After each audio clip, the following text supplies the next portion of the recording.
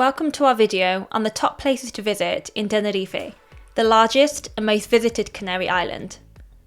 After exploring Tenerife from north to south, we've assembled a list of places you can't miss. We loved our time on the island and were amazed by the range of different things to do. It offers everything from beautiful beaches, historic towns and unique national parks, to fun adventure attractions. Watch our video to find out what we got up to and to plan your own visit. We've grouped attractions together so you get a good idea of what you can visit on the same day. Sit back, relax, and join us as we explore the best of what Tenerife has to offer.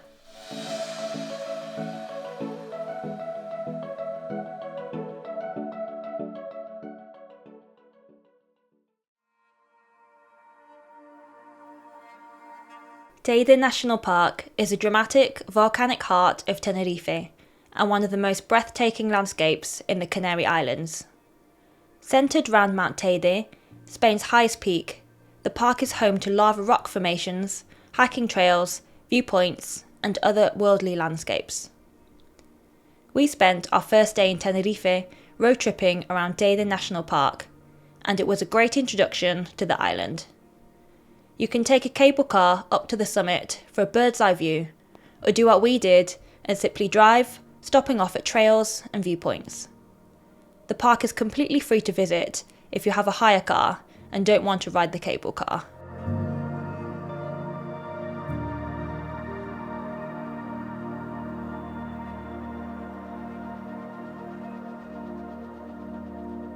We're now heading to Tenerife's rugged west coast, where you'll find the dramatic coastline of Los Gigantes. This hillside coastal town is known for its scenic views, but most notably its rock pools. After spending the full morning in Teide National Park, we spent the rest of the day having lunch in Los Gigantes and relaxing by the natural rock pools. They're some of the largest and most unique looking pools on the island. Another must-see in Los Gigantes is its Old Town Centre, which has some excellent restaurants and coffee shops.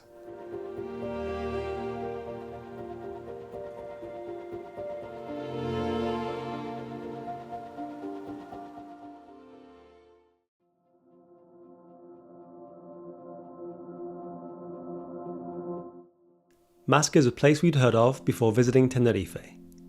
It's a unique mountain range and national park to the northwest of the island. The village is perched on the side of a mountain peak, creating a scene that closely resembles the sacred Valley of the Incas in Peru. The drive to get to Masca is almost as beautiful as the valley itself, but it's also quite nerve-wracking. Tight, hairpin turns, narrow roads and dramatic edges make for some challenging driving. We took the advice we'd read online and arrived early morning around 9:30 to beat the crowds and secure a parking space.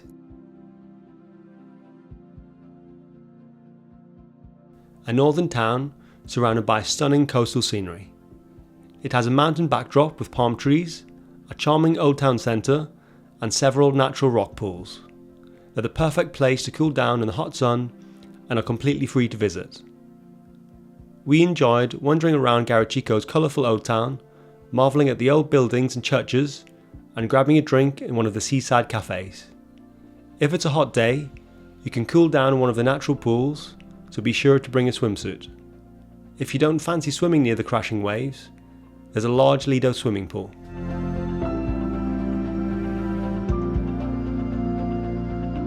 Perfectly paired with a visit to Garachico, Drago Park is where you can find the world's largest living Dracaena Draco. These beautiful, unusual trees can be found throughout the Canary Islands, but not many are as impressive as the tree in the town of Icod. The tree is inside a botanical garden, and there's a small fee to enter. The wider Icod town is worth visiting too. We had lunch in a small Venezuelan restaurant called Crepas, and it was one of the best meals of our trip.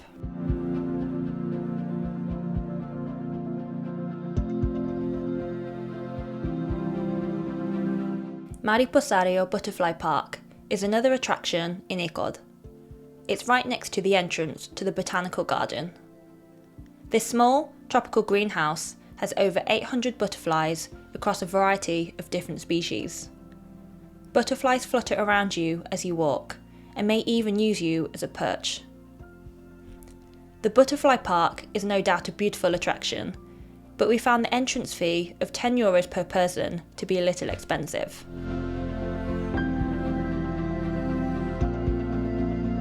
Puerto de la Cruz is another major town in the north of Tenerife.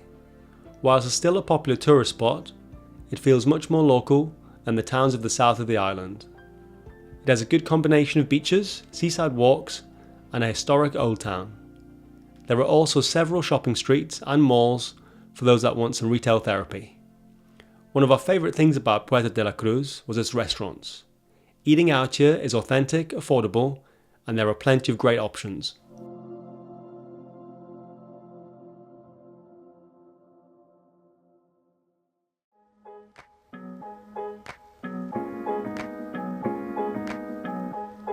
During our time in Tenerife, we stayed in Los Cristianos, a small fishing village on the south coast. It has quickly become one of the island's top tourist destinations, featuring a long sandy beach and countless bars, hotels and restaurants.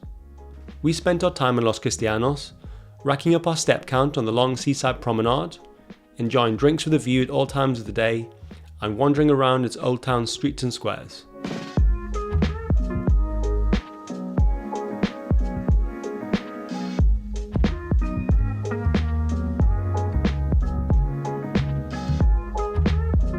A 30-minute walk along from Los Cristianos is Playa de Las Américas, Tenerife's nightlife hotspot. Visit during the day and you'll find a quiet atmosphere with most people chilling out by the beach. Return after sunset and it comes alive with neon lights, busy bars and restaurants, and a great shopping scene. The Golden Mile is a classier area of town. The beach is where you'll find bustling bars that are open until the early hours.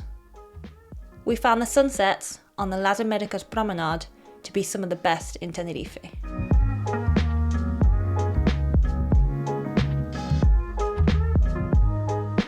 We're now heading further up the coast to Costa Adeje. This hillside coastal region has some excellent sandy beaches, tourist attractions, and all of the shops, bars, and restaurants you'd expect. It's also a great place for scenic walks. The Costa Adeje promenade stretches for miles, taking you to nearby resort areas alongside beaches and past a marina. Costa Adeje is a great place to stay in Tenerife for those that like luxury hotels. However, it's also a nice place to explore for an afternoon.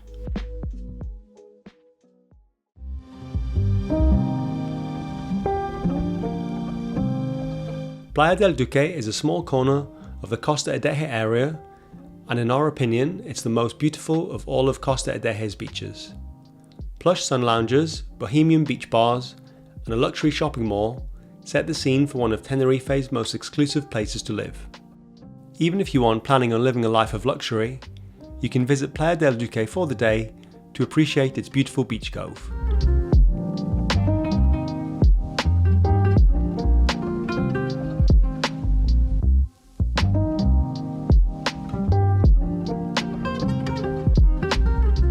La Caleta was one of the prettiest towns we visited during our time in Tenerife. The town is located in a secluded cove and is perched on the edge of a cliff, creating the perfect setting for lunch or dinner with a view. During our afternoon in La Caleta, we went for a walk down its seaside promenade, took pictures by the beach, and explored the colourful squares, buildings, and shops of the town centre.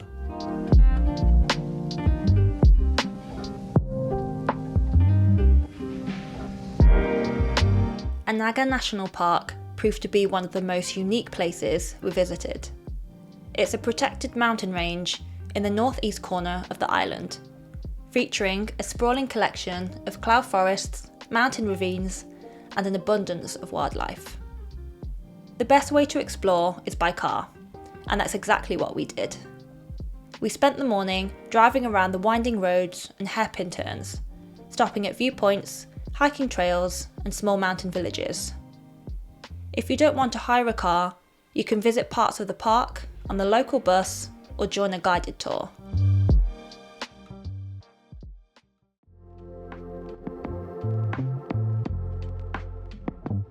We visited many beaches during our time in Tenerife, and Teresitas Beach proved to be our favourite.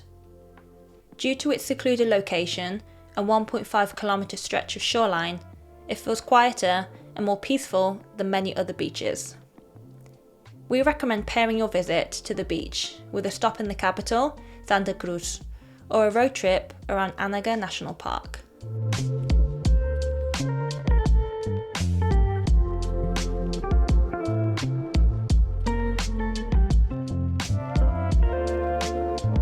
At the foothills of Anaga National Park is San Cristóbal de La Laguna, one of Tenerife's oldest and most culture-rich towns. It's a UNESCO World Heritage Site with several old churches, cobbled streets, lively squares, and a striking clock tower. We found that the colourful streets of La Laguna gave it a very different appearance to the other towns on the island, and we liked its upbeat local atmosphere. The cathedral is the iconic sight to see, but it also has several museums, a historic centre, a grand theatre and a palace.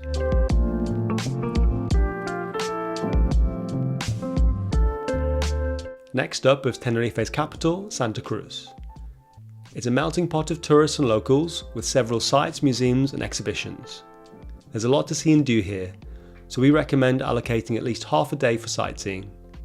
The main squares of Santa Cruz are where you'll find some excellent bars, cafes and restaurants. You then have narrow, hidden alleyways, which often lead to grand churches and palaces. Walk a little further out of town, and you'll find the Maritime Park of Siam Park. This man-made art exhibit and public swimming pool is a great place to relax on a hot day.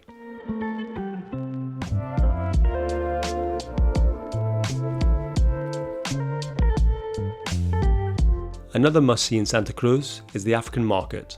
Unfortunately, we arrived after 2 p.m. and the market had just closed, so be sure to visit on a morning.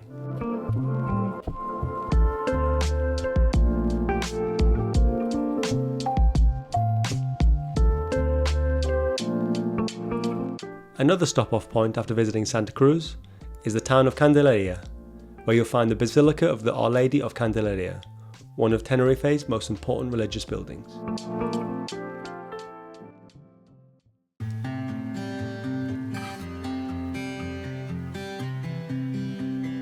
Next up is one of the best attractions in Tenerife for all you thrill seekers. Siam Park has been rated as one of the best water parks in the world for consecutive years, boasting an exhilarating collection of slides, water activities and relaxation areas. One of our favourite things about the park is its theming. The whole area, from restaurants and decor to the water rides, is themed on Thailand. Golden dragon statues, giant elephants and ornate water fountains give the impression you're in Southeast Asia. There's a lot to do in Siam Park, so we recommend allocating the full day to explore it.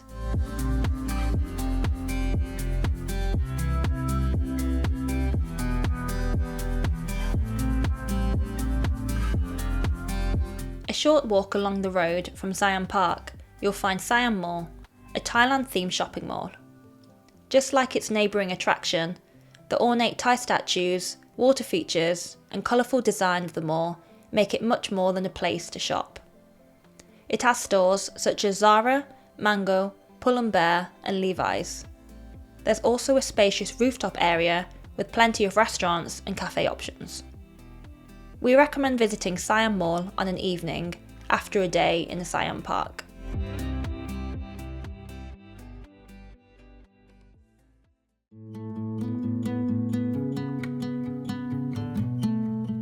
On an island as mountainous and nature-rich as Tenerife, it's no surprise that there are some excellent hiking spots. If you want an easy but beautiful hike near the main tourist centre, consider visiting Barranco del Infierno. This 3-hour round-trip hike takes you along the side of a valley, down into a gorge, and onward to a waterfall. The scenery and low incline of Barranco del Infierno make it a great walk for all levels of hiking experience. We thoroughly enjoyed our mini hike. The only downside is the entrance fee. €15 per person is a little expensive, but we still highly recommend it.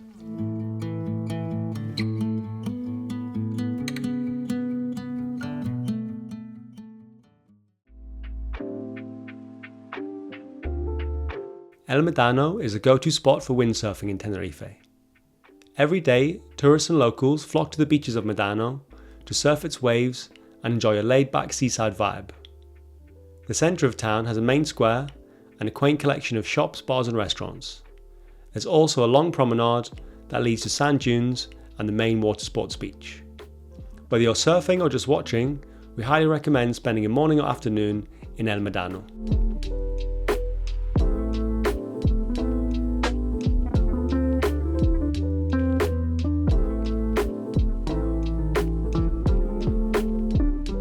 Another must-see beach in this area is Teide Beach. It sits at the base of Montaña Roja, a towering coastal cliff. Teide feels remote and vast with very little development. It's a great place to visit for those that want to relax on a beach and enjoy the island's nature. In our opinion, it's one of the prettiest beaches on the island.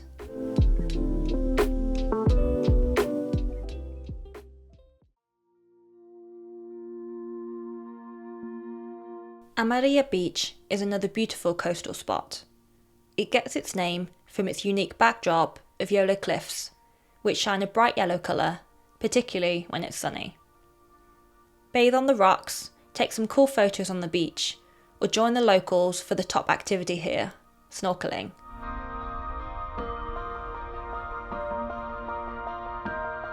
The final recommendation in our video is the Los Abrigos rock pools, a small collection of volcanic rock pools just outside the town of Los Abrigos. The natural pools are at the bottom of a rugged cliffside, so to get there, you'll need to walk down a winding staircase. There aren't any facilities nearby, so be sure to bring a towel, drinks, and snacks with you.